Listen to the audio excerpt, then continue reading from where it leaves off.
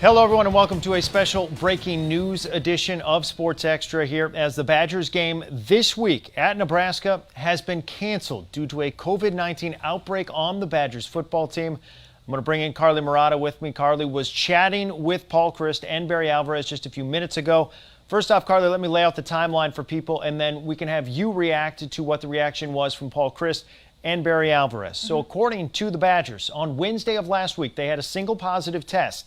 The game against Illinois on Friday went on as scheduled. Since then, though, an outbreak has arisen in their daily testing. Starting Saturday and all the way through until Wednesday, over a 5-day period, they had 12 positive tests, 6 players, 6 coaches, including head coach Paul Chryst. And Carly, I know he joined this chat from isolation at home. Seemed like he was asymptomatic at the time. Can you kind of tell us what Paul Chryst's reaction was to finding out and how he found out that he was positive just today?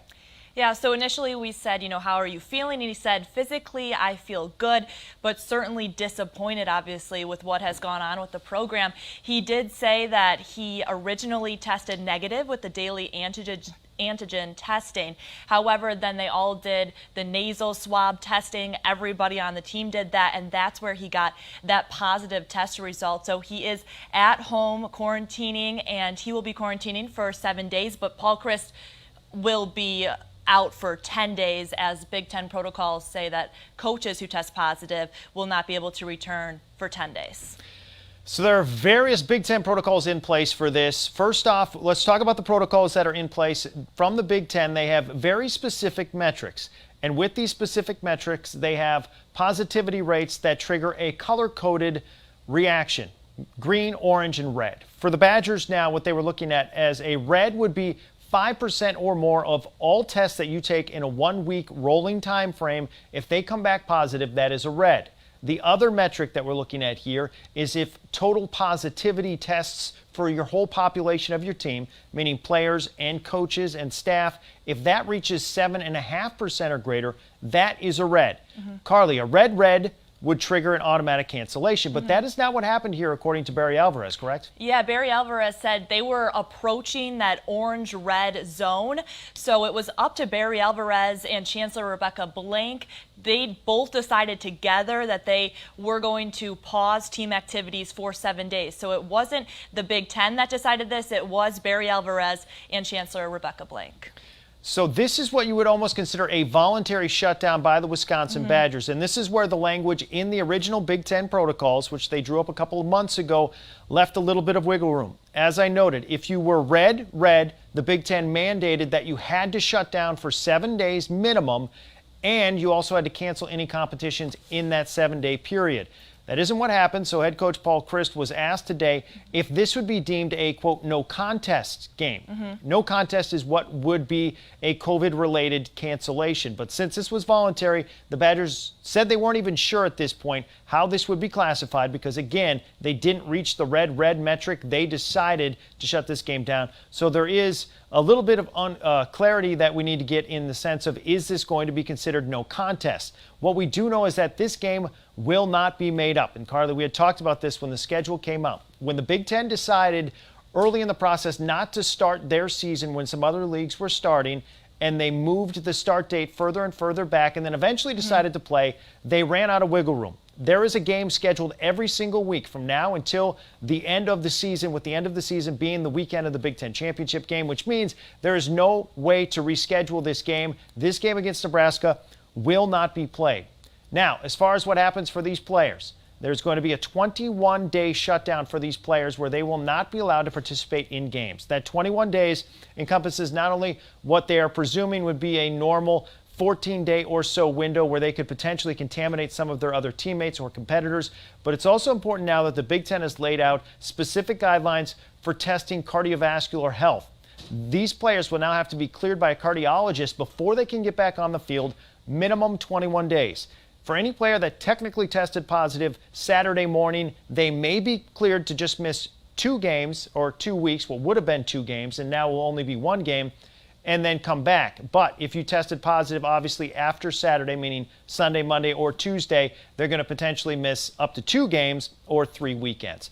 Now, Carly, when they were talking about what happens next, We need a lot more clarity now about what's going to happen with this Purdue game a week from Saturday as well. It seemed like the Badgers still in wait-and-see mode. Yes, they are, because those 12 positive tests right now, that's not even for sure. Like, it could be more tests than that. Barry Alvarez said they are still waiting on a couple of tests to see if those tests are a confirmed positive. So they don't have an exact number right now as for how many people in the Wisconsin football program are positive, as they're still waiting. So when they look ahead to Purdue, really, Barry Alvarez and Coach Chryst just both said, we're focused right now on this quarantine, on this 7-day pause of team activities. We have to flatten the curve in our football program. We have to get this under control. And once we're able to do that, we will be able to discuss Purdue and look ahead to the future. But right now, they're not making any decisions on that. They're going to wait till this 7-day pause is over, and then they'll have a couple days, only a couple days really, to prepare for Purdue if that game is still played as scheduled. But they're not making any decisions right now. And of course, Paul Chryst did say that even if there were, 2 days to prepare for Purdue next Saturday, he does feel confident that the team would be ready to play. And that would be all that they would have. Again, a 7-day shutdown, no activity. So it's not like they can practice, and this is just a 7-day competition shutdown. This is all activities. Now, the Badgers are explaining that they are getting hotel rooms for players, individual hotel rooms for players to quarantine right now in Madison as they try to continue to track and test. The daily testing will continue as they are in quarantine for the next 7 days as they try to get a handle on just how far this spread has gone. We mentioned people such as Paul Chryst testing positive just today, finding out that they are positive, so there could be more positives coming. Also important to note that this is not the first time the Badgers have dealt with this in the past couple of months. I caught up with yesterday just the Public Health Madison and Dane County. They gave the metrics from June, which is when testing for the football team started, up until Monday. This was Monday morning before all of these 12 positive tests came through. The Badgers had already had 60 positives within the team, 56 players, 4 staff members, and that was before the most recent outbreak of 12. We don't know if that was 60 plus 12. We don't know exactly what the number is at right now, but we do know it is greater than 60 now. Members of this football program have tested positive for COVID-19 since June. They did have a shutdown with various sports at UW throughout the past couple of months. There have been pauses at a couple of different sports as they have tried to keep any of these spreads from getting too far out there. Although right now, obviously, the Wisconsin Badger football program is dealing with a fairly substantial outbreak of a minimum of 12 individuals as far as we know right now.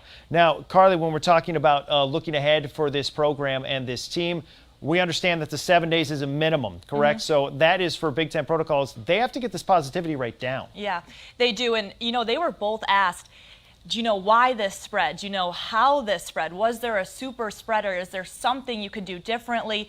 And they both said that they are unsure of how this spread. They don't know if it was a super spreader, or they really just don't know how this spread. They do say that they both are still confident in that daily testing and the contract tracing there. They said that was a huge reason they are where they are, where they're able to slow down the spread. So they are confident in that daily testing, but they had no answer for how this happened or why this happened. And also important to note, I know we've been talking about Paul Chryst and his testing, but Barry Alvarez also said that he was recently tested and he's waiting for his results, which he said he will get tomorrow morning. He obviously said he's concerned with, what those could say.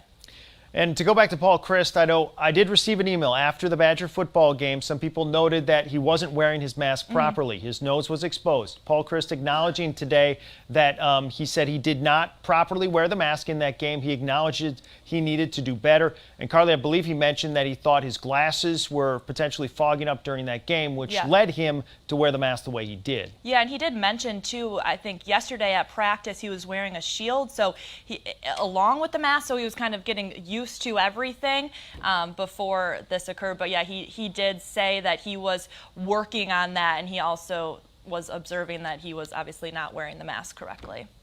Now, important to note that Illinois, who played the Badgers on Friday, as of this morning, their head coach Lovie Smith said that they have not had positive tests. So that would be good news for Illinois, that there was potentially not spread from the Badgers to another Big Ten team, which could lead to multiple shutdowns, obviously this weekend. Now, I have caught up with Dr. Jeff Potoff this week from UW Health, and I talked to him a little bit about how this testing works. The daily testing was designed by the Big Ten to prevent any sort of outbreak within a team. The idea being that if you're testing every day, you can catch the positive tests that are bound to come and then isolate those individuals before they become spread risk for the rest of the team. That obviously didn't work in this particular case. Now, Dr. Potoff did mention, as Paul Chryst had happened yesterday morning, Paul Chryst said with his daily antigen test, it came back negative. Then he did the nasal swab in the afternoon. That came back positive. Dr. Potoff telling me that it can be that quick. You can test negative in the morning and be positive by the afternoon, potentially spreading the virus later in the day. It comes down to how much can you possibly test. Once a day was deemed by the Big Ten about as much as they could test or were willing to test. And in this case, it just wasn't enough. But Carly, you mentioned Barry Alvarez, Paul Chryst said they still have confidence in this system to prevent outbreaks like this, even though clearly it didn't work in this case. Yeah, I don't, yeah, that's exactly what they said, that they're just confident in the daily testing, and they remain confident in it. They remain confident in how their program is handling everything. They are confident in how the Big Ten is handling things with the 21-day rule for players. They also commented on that. Just, I know you touched on this too, but players have to sit out